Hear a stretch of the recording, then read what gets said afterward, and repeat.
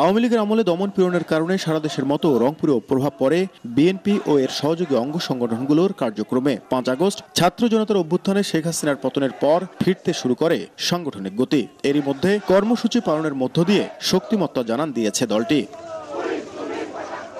গত 16 বছর নানামুখী চাপে সাংগঠনিক কর্মকাণ্ড ঢিলেঢালা চললেও এখন তা কাটিয়ে দিনরাত পরিশ্রম করছেন দলটির নেতাকর্মীরা। বিএনপি অতি সতর্কতার সহিত চলছে যে যারা বিগত দিনে এই ফেসিবাদের দোষর ছিল কিংবা যারা বেনিফিশিয়ারি ছিল তারা আজকে বিএনপির পতাকা তলে এসে তারা আজকে নৌকা ছেড়ে ধানের খেতে চলে এসেছে, এরকমটা যেন না হয়। আমাদের দলীয় কর্মকাণ্ড যেভাবে চলতেছে, বিভিন্ন ওয়ার্ডে আলোচনা চলতেছে, সাধারণ মানুষের সাথে কথা বলতেছে এবং আপনার এই সাধারণ মানুষকে সম্পৃক্ত করার জন্য কাজ করতেছে। শুধু রংপুর জেলায় গত 16 বছরে বিএনপি ও সহযোগী সংগঠনগুলোর 200 নেতাকর্মীর নামে মামলা হয়েছে 178টি, আর বিভাগে মামলার সংখ্যা হাজারের বেশি। নেতাদের দাবি, ব্যাপক জনসমর্থন থাকায় বিভাগের বেশিরভাগ আসনে একচ্ছত্র আধিপত্য থাকবে বিএনপির।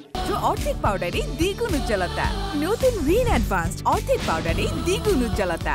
দলের ত্যাগীদের এখানে মূল্যায়ন করা হচ্ছে, দলের নেতাকর্মীরা যেন সঠিকভাবে কাজ করতে পারে সেই জন্য দলের চেয়ারপারসন যে নির্দেশনা দিচ্ছে সেই নির্দেশনা অনুযায়ী আমরা কাজ করে যাচ্ছি। জনগণের ভাগ্য উন্নয়নের জন্য এদেশে বিএনপি পদক্ষেপ নিয়েছে এবং সেই পদক্ষেপগুলো সফল হয়েছে এবং যার পরিপ্রেক্ষিতে জনগণের কাছে আজ সুস্পষ্ট যে বিএনপির দ্বারাই এই দেশকে একটা উন্নত দেশে পরিণত করা যাবে। সাংগঠনিকভাবে শক্তিশালী হতে জেলা, উপজেলায়, ইউনিয়ন ও ওয়ার্ড পর্যায়েও দলকে ঢেলে সাজানোর কথা জানান নেতারা। একই সঙ্গে অন্তর্বর্তী সরকারের কাছে চান নির্বাচনী রোডম্যাপ। সকল উপজেলা, ইউনিয়ন কমিটি এবং ওয়ার্ড পর্যায়ের কমিটি গঠনের কাজ শুরু হয়েছে।